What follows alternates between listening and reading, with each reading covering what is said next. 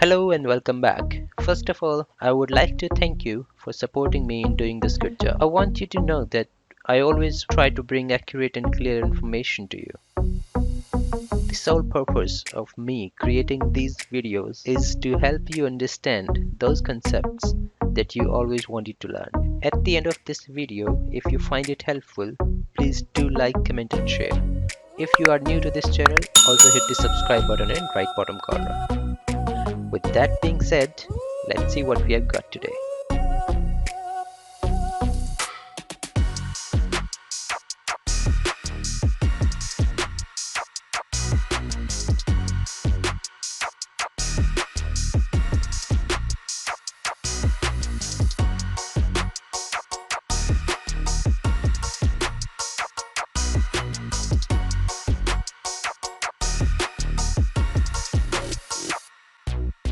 Anyconnect client profile.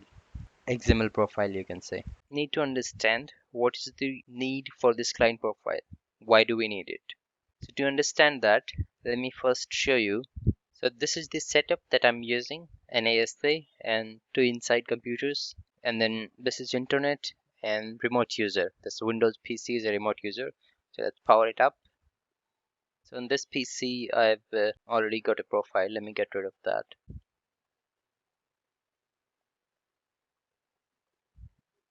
So you'll also see where are the profiles stored. So they're in C drive, program data.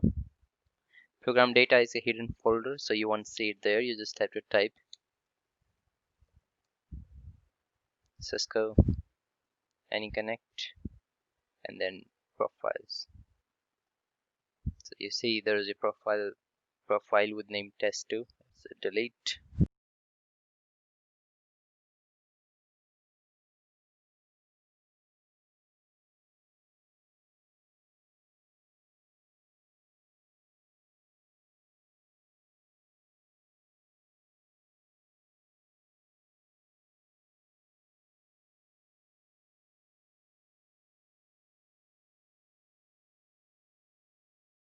Let me open Anyconnect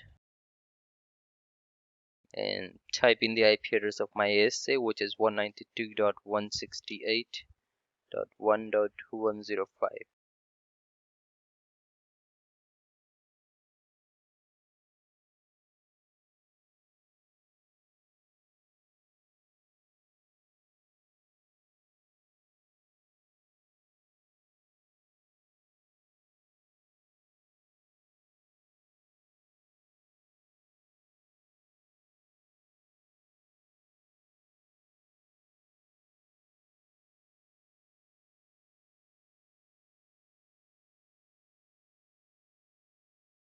Alright, it's connected. If you see, every time a user has to connect, he has to type an IP address to connect, which is easy if your IP address is pretty simple.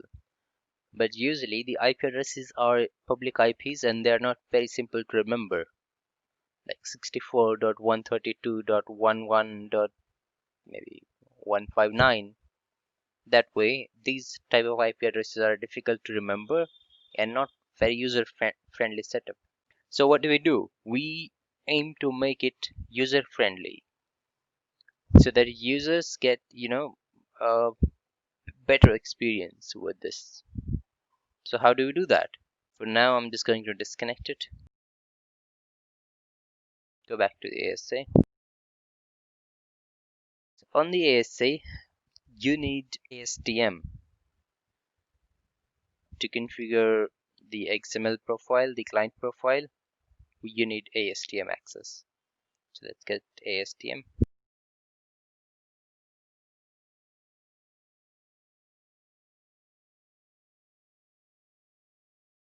You might be confused that I'm trying to log into 192.168.1.105 while my session is with 1.106.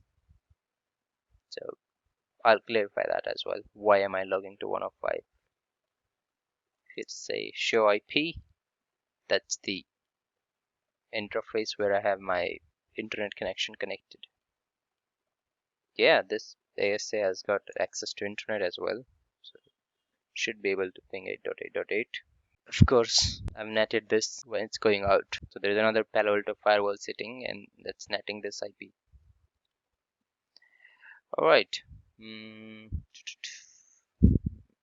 So to locate a profile or create a profile for the first time, you go to Configuration, Remote Access VPN, Network Client or Network Access Client. Go to Anyconnect Client Profile. You will see I already have some. So let's get rid of them. Delete. Delete everything. Delete this guy as well. Alright, apply. Done. Let me just enable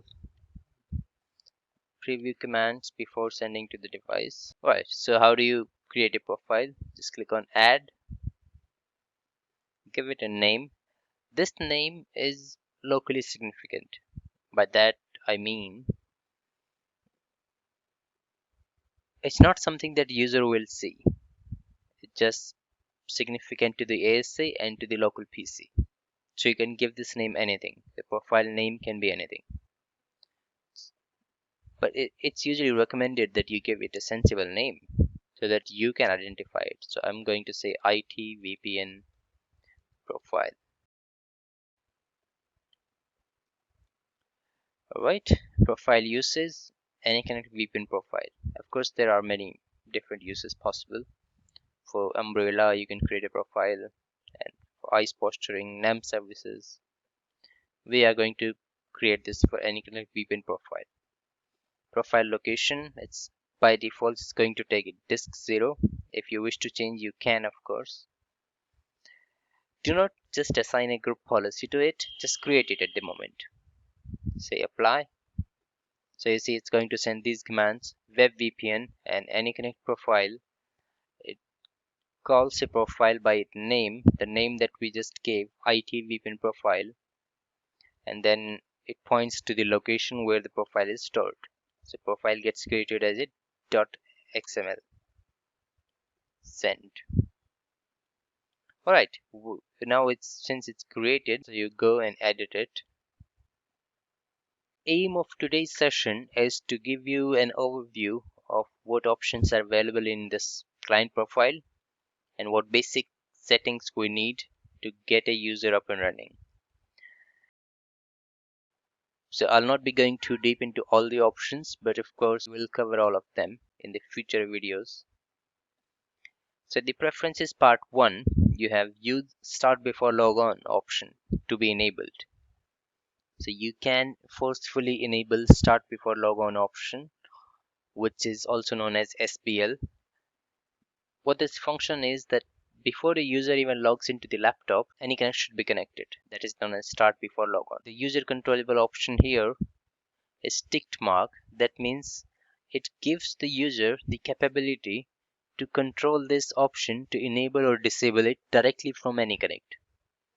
So if you give user controllable, user can manually enable or disable any option that where you have ticked user controllable. Like here, let's say certificate store override, that there is no user controllable option.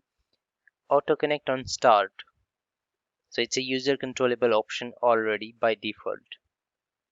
Right? So if user can already control it, that Anyconnect should automatically connect to the last connected profile, last connected gateway the moment it starts. Minimize on connect.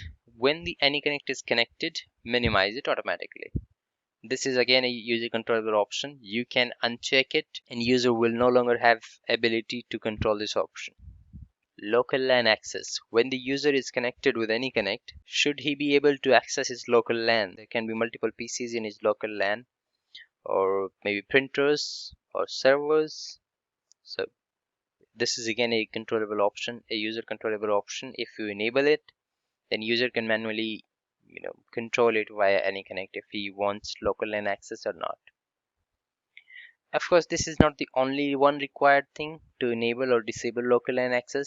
There are a few more things that we will discuss when we talk about local LAN access. Disable captive portal detection. Sometimes when there is really no captive portal, Anyconnect detects captive portal. That you know what is captive portal? Captive portal is a network or a Wi-Fi network that you connect to and which will ask you to authenticate yourself, maybe register for the first time, like the Wi-Fi network that you use at the airports or coffee shops. That kind of network is a captive portal network. When you connect to it, it won't ask you username and password. You can just connect right away. After connecting, when you try to browse something, it opens a browser and takes you to a login page, which will then ask you to register, enter your mobile number. It sends an OTP. You enter the OTP and you get a timed session, maybe 45 minutes, and you have internet access for those 45 minutes for free. So this kind of networks are captive portal. Sometimes Anyconnect detects a normal network as a captive portal. So then there is an option to disable it, that Anyconnect should not detect the captive portal. Auto reconnect. At times your connectivity just drops. Internet connectivity might flap, and there is a feature to automatically reconnect. So Anyconnect will automatically reconnect without any user intervention. Auto reconnect behavior, that's again a controllable feature. How you want to auto reconnect after resume, or disconnect and suspend. Auto update. Say on your ASA you have Anyconnect 4.5. On your PC you have Anyconnect 4.3. By default, auto update option is enabled. So if this user who has Anyconnect 4.3 installed in his laptop or computer, he is connecting to this ASA who has Anyconnect version 4.5 for the first time, then it will compare, does the client have same version of Anyconnect that I have? If it doesn't, then it automatically updates that client's Anyconnect version. And of course, if the ASA was on Anyconnect 4.3 and somehow a PC has got Anyconnect 4.5 and then he's connecting to this ASA, then it will not automatically downgrade it. They're reverse compatible, so it is going to connect, but this will not be downgraded to 4.3. ASC will not force its lower version to the client PC. Only the higher version will be pushed back to the client. At times the requirement is that we just want to update the image on the ASA, but we don't want this version to be pushed back to the clients. Not just yet. We'll first have to see it, how it works, and if everything is fine, then we'll finally push it to the client. It's going to push it to the client PCs because auto update is enabled by default. To achieve this, you'll have to uncheck this option, that do not automatically update. Once this option is unchecked, if a client PC has 4.3, ASA has 4.5, when he is connecting, it will not automatically update the client PC to the higher version. And of course, while doing that, you have to make sure that you do not leave this option as user controllable, because you don't want it to be user controllable. So keep this option unchecked. Rsa Secure Id Integration, you can integrate your RSAs here if you have any RSA server.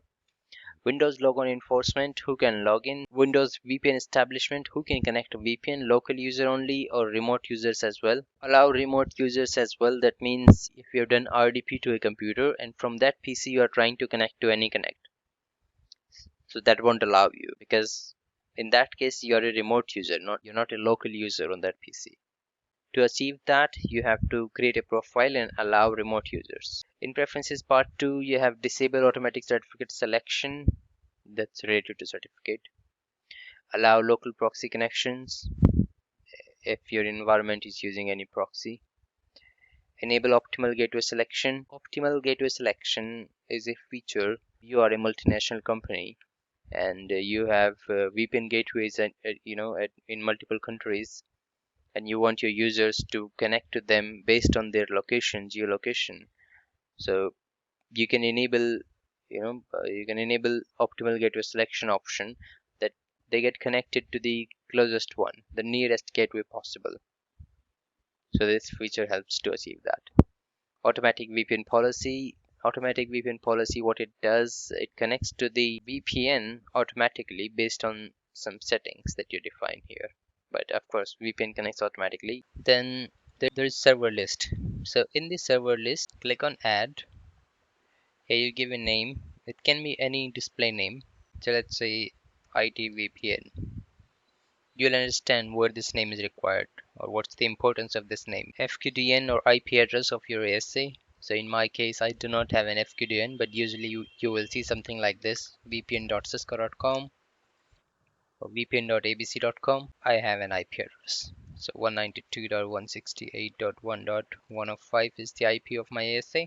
Make sure the primary protocol is selected as SSL. Sometimes when your profile gets corrupted, you will see that the profile changes automatically to IPSEC. So you have to correct that. Make sure it's not IP, unless you're really doing IPv2. So Anyconnect can also work with IPv2, which of course uses IPsec. Give it a name. This name is just a display name. It will be displayed in your Anyconnect. You will see where. And then this IP address, put the IP address here. So however, whatever difficult IP address it is, put it there. You are the administrator, so it's just one time job for you.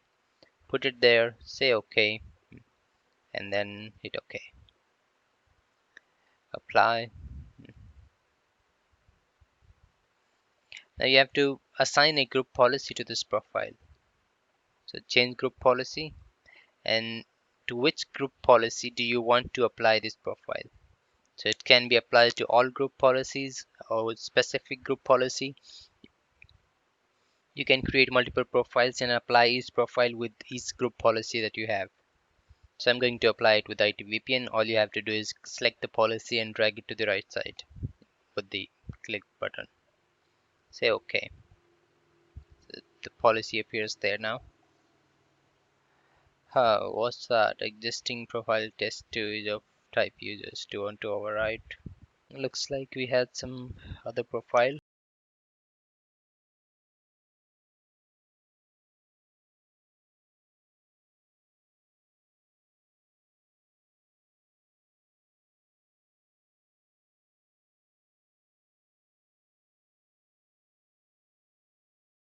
You see, we got an error because it could not apply the group policy here. So let's try one more time. If that doesn't work, then we'll have to do it other way. So IT VPN apply.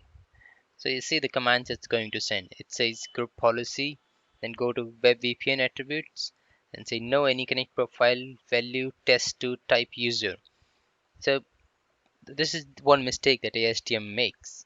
So to get rid of this, you have to use CLI and copy and paste this command till here.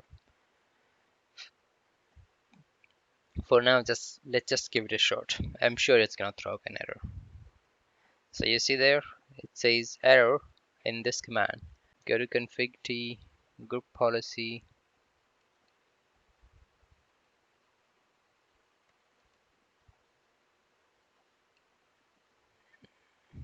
Uh,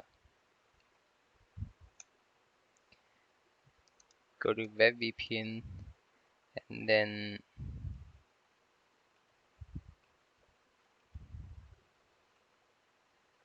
say no. If you do a question mark here, there's nothing else. In fact, it actually doesn't even take the name, so you just have to give this much command. You don't have to even specify the name here. Yeah.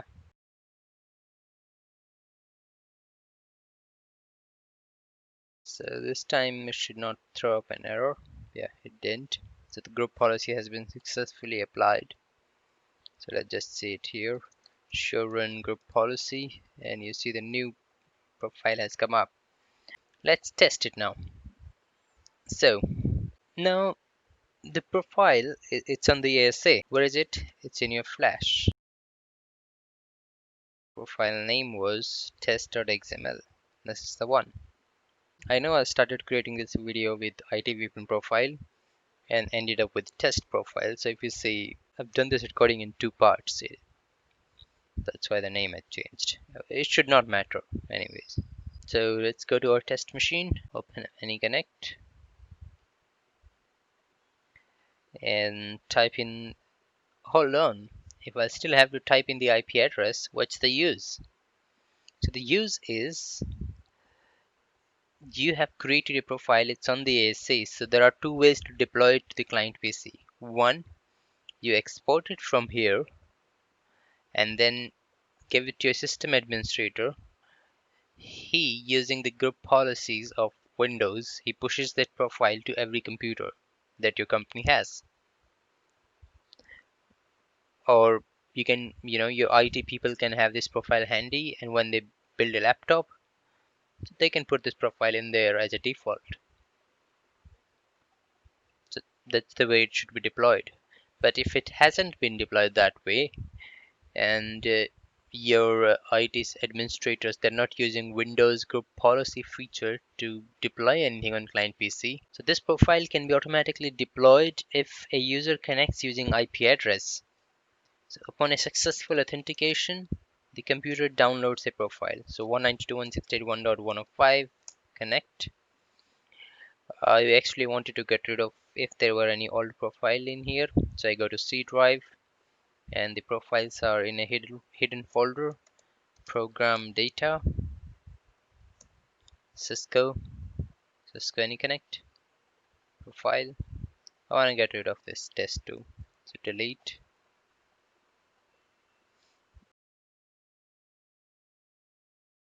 Okay, it's asking me to select a group, ID VPN, username Cisco, and my password is 5 times star.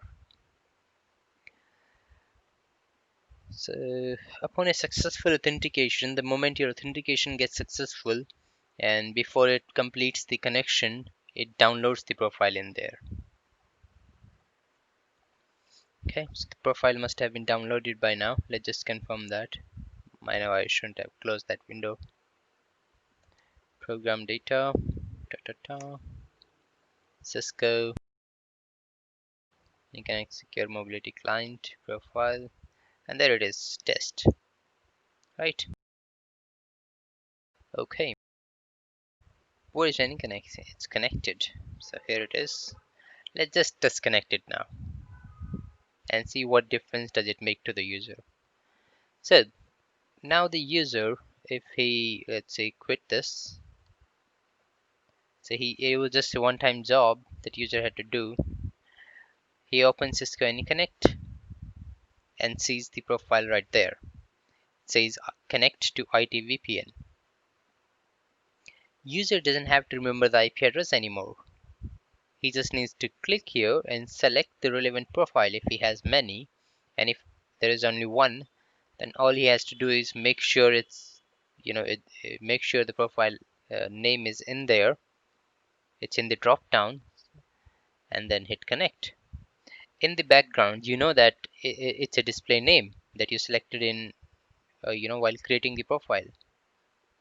If I go to server list again, here, this was the display name. Edit, you see, host display name. So that's the name. The name is getting displayed here, but in the backend, this name triggers a connection to this IP address, or it could be an FQDN. Connect. Okay, so we enter username and password here. Establishing VPN, downloading updates if there are any, and it's most likely going to connect. Activating VPN adapters, so it's connected. And you see the display name is now IT VPN, connected to IT VPN, which makes more sense than the IP address. So I hope that explains the usage of an XML profile and how it makes it, Anyconnect user friendly for a non-technical user who doesn't have to remember IP address anymore. And it's a one-time job for the IT administrator. This XML profile has some more options, such as if I just go to edit here, and let's say I have two ASAs, and let's say two data centers, or probably three data centers, and I have VPN set up in there. So let's say 1.105, 106, and 107. So let's say A1, A2, A3. So these are three ASAs. This is 105.106.107. Right. These three data centers I have, and I want that if users are not able to connect to this ASA, then Anyconnect should automatically try and connect to the backup ones.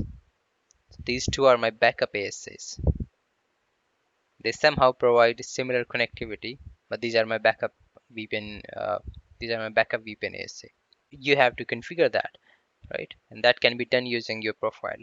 So in the profile, you configure backup server list here. So you add 192.168.1.106,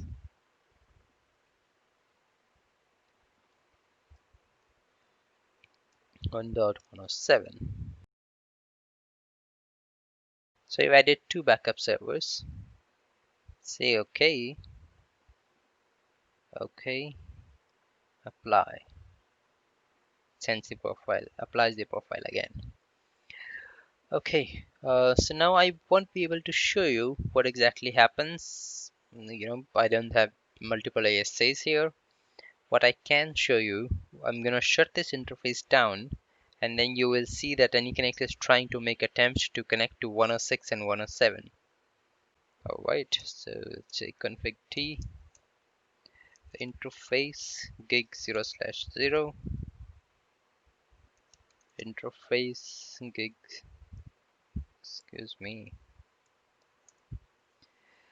Let's shut it down. Show interface IP brief. So the status is admin down. Let's go back to the PC. Ready to connect. Let's try. I won't tell you what's going to happen. So let's just give it a shot. So just so you know, what have we done? We modified the XML profile on ASA and added two backup servers, 106, 107. That if 105 does not respond, the condition is if 105 does not respond, if the primary server does not respond, then only it is going to connect to, try to make an attempt to connect to the backup servers. But if the primary one is responding, or maybe it's rejecting your authentication, or for any reason it's not letting you connect, then Anyconnect won't try to, then Anyconnect won't attempt connection to the backup server. It will only attempt connection to backup server when your primary one does not respond at all. If it responds, then it won't go to backups. Let's see here. So I hit connect, contacting IT VPN, and let's see what happens. It's really slow because I've got this connection through another Palo Alto firewall, and that really has bandwidth limitation.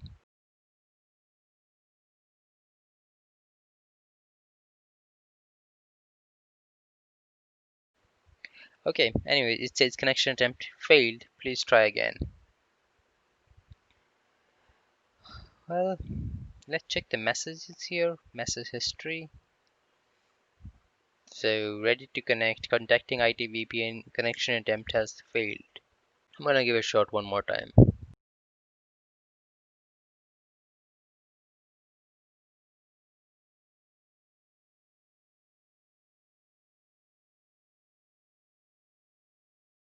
So it says connection attempt has timed out. Please verify internet connectivity.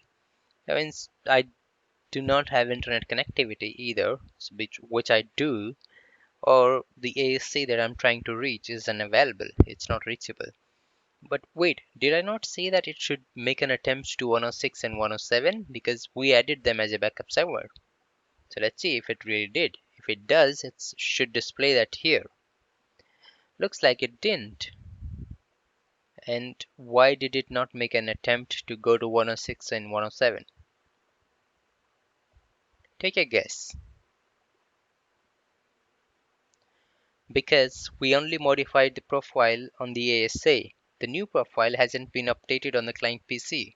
And how do you verify that? You go to client PC, open the profile that's already in there, and you can check it. The server list is at the end. So you see here, server list, hostname IT VPN, host address 192.168.1.105, and there is no mention of 106, 107 because the profile hasn't been updated yet. When does the profile get updated? It updates upon a successful authentication. And last time when we made a change in the profile, we were connected. So when you are connected and you are making a change to the profile, it doesn't update directly on the client PC. You have to make a connection attempt, successful connection attempt. So for the moment, I'm just going to say no shut, make a connection, make sure the profile gets updated.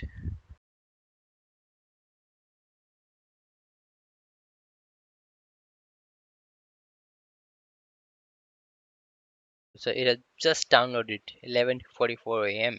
That matches with the time on my machine. So the new profile has been downloaded, or at least has been updated.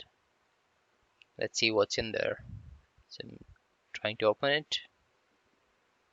I don't know what is this. Okay, so host entry IT VPN, main server is 105, and then there is a backup server list 106, 107. That looks updated. Close this window. I'm gonna minimize this. We might need it again. Open Anyconnect.